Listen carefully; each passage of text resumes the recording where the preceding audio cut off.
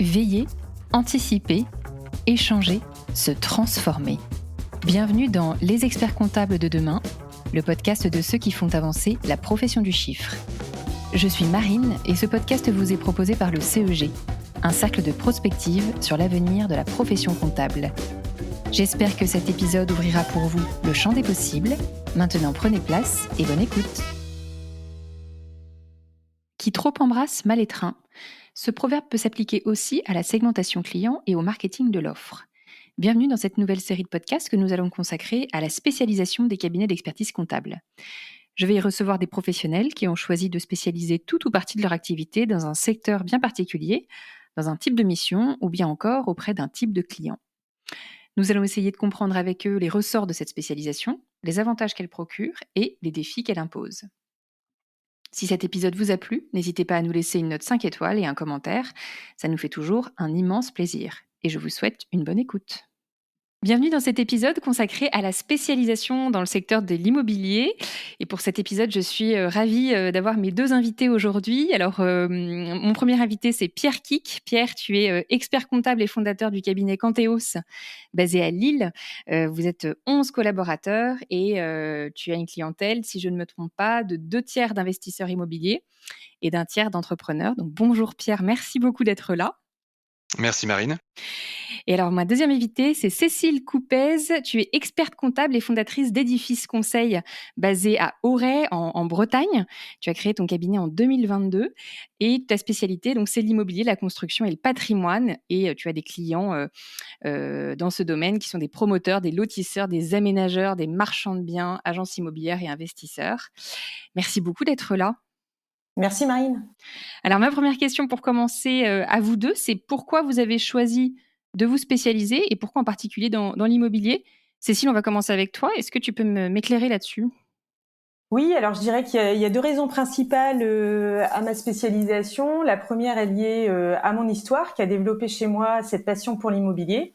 J'ai évolué quasiment dès le départ dans un cabinet dont la clientèle de promoteurs immobiliers et lotisseurs aménageurs représentait 80% à peu près de la totalité des clients. Et puis, le cabinet a connu une forte croissance et les associés ont décidé de séparer la clientèle immobilière de la clientèle qualifiée de traditionnelle. Donc, ça a été la première étape vers la spécialisation. Et puis, par la suite, j'ai intégré le service comptable et financier d'un promoteur immobilier que j'ai accompagné pendant 3 ans. Et puis, et par ailleurs, c'est vrai que l'immobilier m'a permis aussi d'obtenir mon DEC puisque mon sujet de mémoire a porté sur l'accompagnement des lotisseurs. Je crois comme Pierre qui va en parler tout à l'heure. Donc la seconde raison, elle est plutôt à mon installation.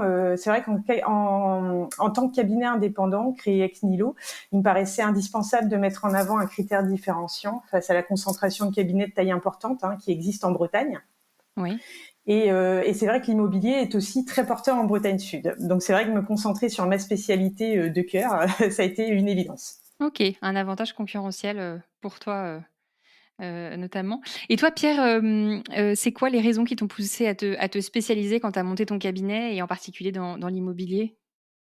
Pour moi aussi, il s'agit d'une opportunité. Il y a plus de 10 ans, je travaillais en tant que collaborateur dans un cabinet qui était en lien avec un promoteur et qui nous mettait en lien avec un certain nombre d'investisseurs loueurs meublés notamment. Ouais. Ça m'a beaucoup plu.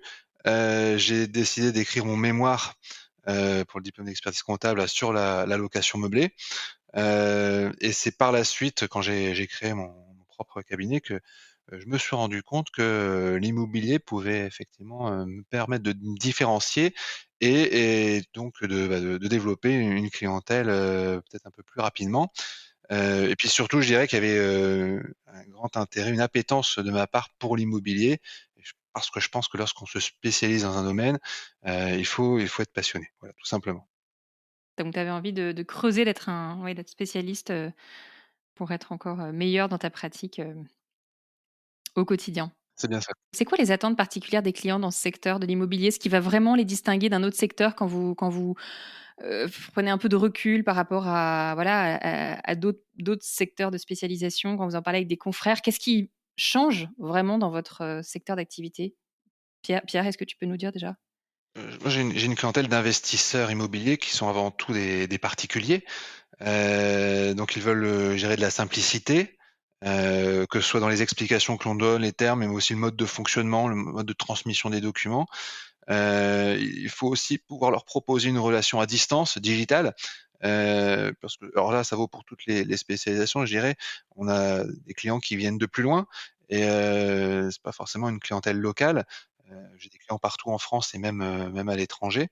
Donc voilà, tout ce qui est digital est le bienvenu et je dirais le 3e point, c'est que c'est une clientèle qui a besoin de conseils, en matière patrimoniale, pour les accompagner à structurer en fait leur patrimoine immobilier, transmettre le patrimoine, protéger un conjoint, assurer un revenu, complémentaire, plus tard à la retraite, par exemple. Mmh. C'est intéressant, c'est notamment ce que tu disais, le deuxième point sur l'agrandissement de la zone de chalandise. Quand on se spécialise, on a aussi cette capacité à aller chercher des clients plus loin géographiquement que chez soi et On va plus loin et pour les clients, ce n'est pas un problème finalement, parce qu'ils cherchent une compétence avant tout, et pas forcément à pouvoir se déplacer physiquement au cabinet. oui. Puis j'imagine que toute la vague de, mise en place du télétravail à distance et cetera a dû faciliter encore plus, peut-être, ces rapports à distance avec les clients qui sont éloignés de vous. Est-ce que ça a changé ou J'ai c'était déjà bien intégré? à peu près la moitié de mes rendez-vous sont en visioconférence, hein, donc c'est avec des clients qui sont trop loin pour se déplacer. Ouais, donc c'est devenu complètement un usage, intégré. Et toi, Cécile, c'est quoi les attentes, que tu identifies particulières à tes clients, versus d'autres secteurs, en particulier? Alors moi, je dirais que, alors je rejoins tout à fait Pierre, hein, je compléterais juste sur le fait qu'effectivement, en matière de conseil, pour ma part, j'ai plutôt des professionnels hein, de l'immobilier, et c'est vrai que ces professionnels, ils sont très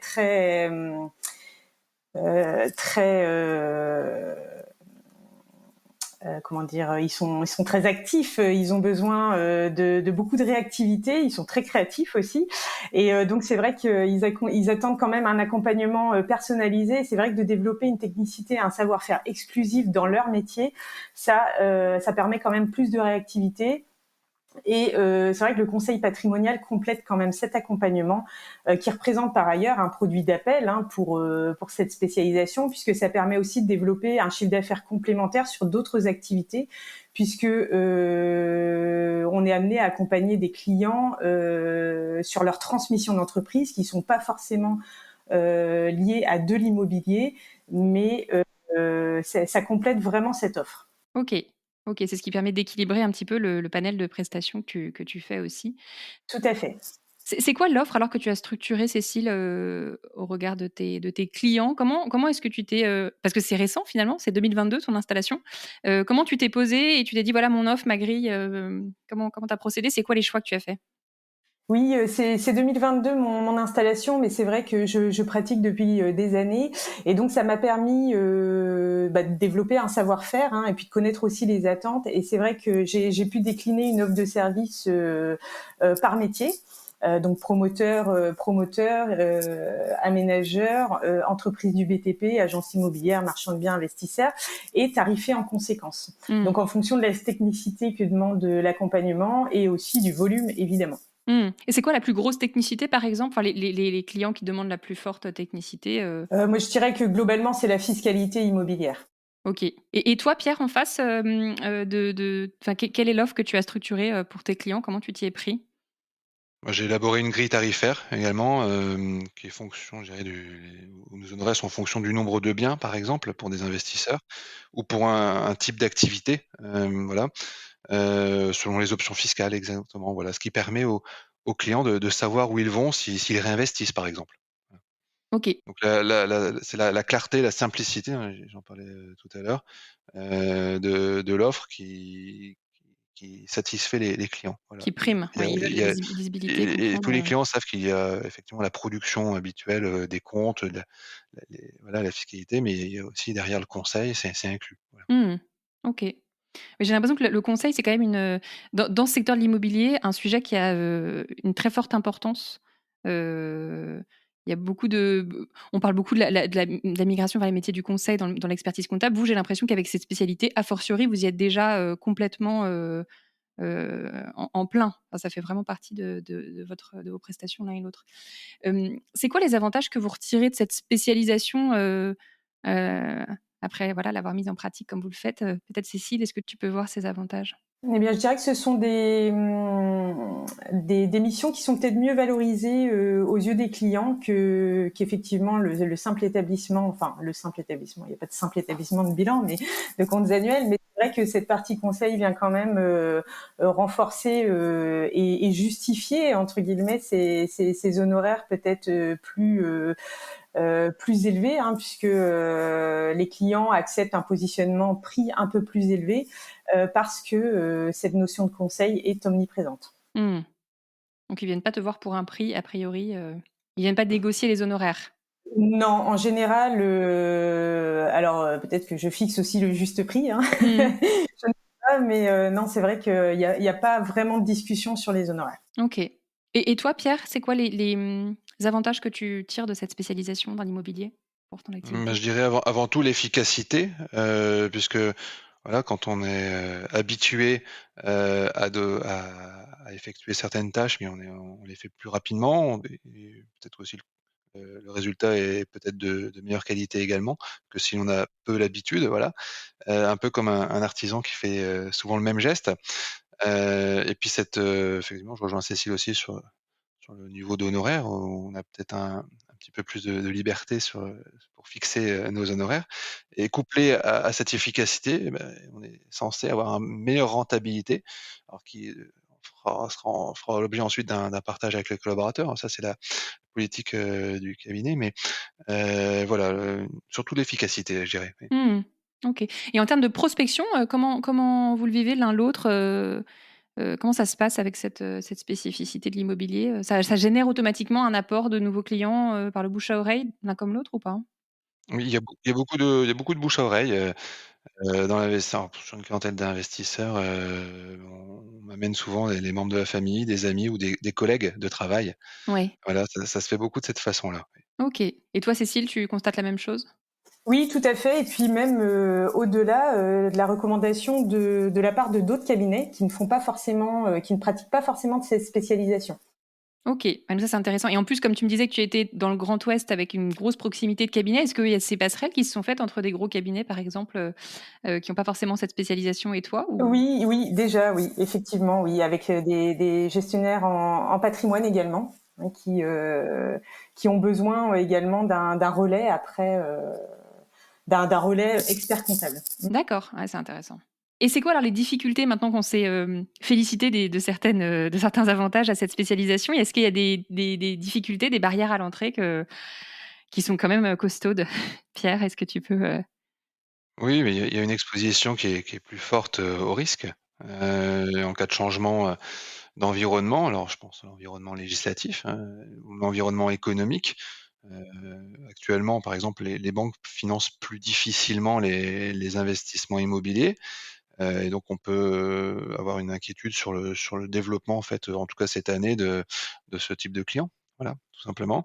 On a même quelques SCI, par exemple, dans des clientèles qui n'arrivent pas à réinvestir. Donc voilà, c'est un exemple, mais je dirais c'est propre à toute, spécialisation. On peut se souvenir, de l'hôtellerie-restauration, durant la phase du covid. Et puis l'autre difficulté, je dirais, c'est que ça nécessite une spécialisation de s'y investir pleinement. Alors au-delà de la passion qu'on peut avoir, il faut passer du temps à se former, tenir une veille, entretenir un réseau, d'apporteurs d'affaires et voilà, et de clients, et puis s'y investir pleinement, je dirais, voilà. Parce que si on ne le fait pas, totalement, et bien, on n'arrive pas à atteindre l'efficacité dont je parlais tout à l'heure, on n'a pas la même rentabilité, et il faut même parfois choisir, hein, de renoncer à d'autres, métiers, à d'autres activités pour se consacrer à ce domaine, de compétences. mmh et cette veille, comment tu l'as fait toi, Pierre, par exemple, puisque tu abordes le sujet? Ah bah, c'est en échangeant avec d'autres professionnels, d'autres professions de l'immobilier. Mmh. Déjà, c'est en lisant tout ce qui passe, sur l'immobilier, sur internet notamment.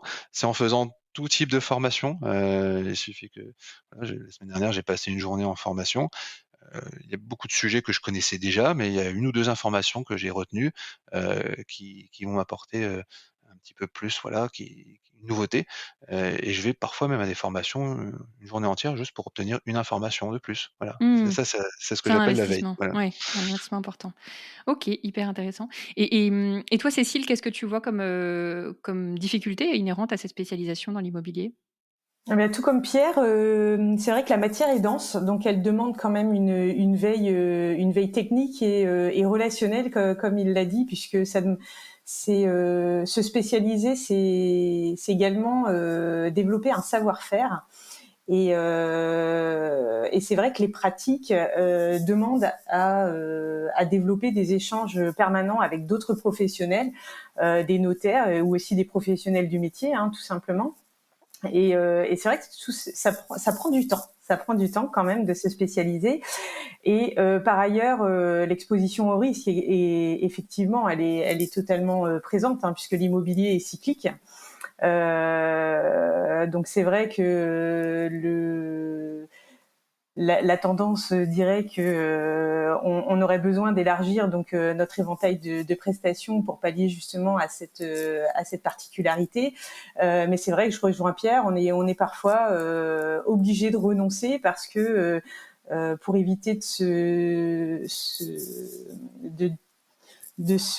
s'éparpiller, on est finalement obligé de rester concentré sur cette matière. Mmh. OK.